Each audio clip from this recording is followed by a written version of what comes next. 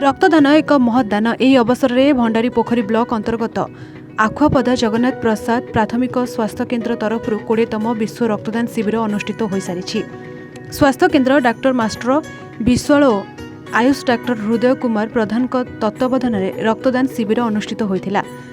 पाख अंचल में महिला और पुरुष युवक मैंने स्वच्छाकृत भाव मेडिकल को आसी रक्तदान करथिले। भद्रक जिला रक्त भंडार तरफ काउंसिलर रतिकांत बलंक समेत तांको टीम 36 यूनिट रक्त संग्रह करा जायतिला। मेडिकल अन्य कर्मचारी माने मध्य एही रक्तदान शिविर में सहयोग करथिले। मु डॉक्टर हृदय कुमार प्रधान Ayush medical officer Jagannath Prasad PSC. आज विश्व रक्तदान दिवस अवसर में आम आम पीएससी रे गोटे रक्तदान शिविर अनुष्ठित करूँ।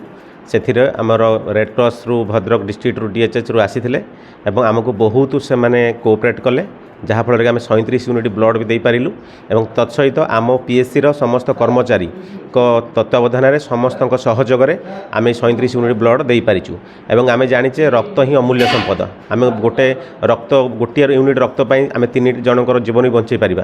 तेणु से आम रक्त को जमी जमी संघर्ष समय रक्तर घोर अभाव पड़े से ताहार को ठीक रखापी रक्त जमी सुचारू रूप मिल पार से उद्देश्य आम आज एक कैंपर आयोजन कर। तेणु मुझे शेष धन्यवाद देवी मोर हॉस्पिटल समस्त कर्मचारी सहित जी आमको सहयोग करते रेड क्रॉस रु आसी डीएचएच रु आमको आज एत सहयोग सहित आमको हाथ बढ़ाई से आम ये सफल रूपायन हो पारे आम आज रक्तदान शिविर। मु Ratikant Bal blood bank counsellor district headquarter hospital Bhadrak जाओ आज वर्ल्ड डोनर्स डे यही परिप्रेक्षी में आखुआपदा जगन्नाथ प्रसाद पीएससी गोटे कैंप आयोजन करम तरफ आम डिस्ट्रिक्ट ब्लड बैंक सेंटर तरफ अशेष धन्यवाद। यही मुहूर्त जो टाइम रे ब्लड नाई लोक मैंने पेसेंट मैंने ब्लड बैंक हतसत होती आखुआपदार जगन्नाथ प्रसाद पीएससी रे जो डॉक्टर मैंने अच्छा स्टाफ मैंने अच्छा बहुत कोऑपरेट कर 37 यूनिट ब्लड संग्रह कर आमको देती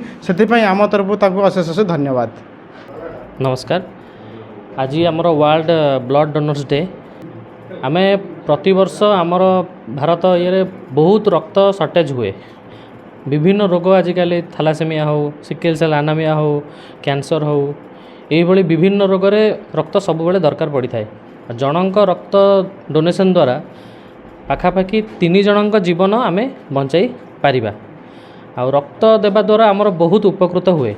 आम मेंटल हेल्थ बढ़े, ब्लड सेल स्टिमुलेशन हुए, आमर हार्ट रोग हो कैंसर रोग हो एसबू रोग हबार चांसेस भी कमी जाए। आउ से आम आज आमर पीएससी मेडिकल रे आम स्टाफ सब मिसिकी गोटे ब्लड डोनेशन कैंप अरेंज करूँ। आउ बहुत सक्सेसफुल है। पाखा आमर 37 यूनिट आम संग्रह कर पारिचु। आउ बहुत खुशी लगिला। आम स्टाफ सब बहुत कोऑपरेट कले।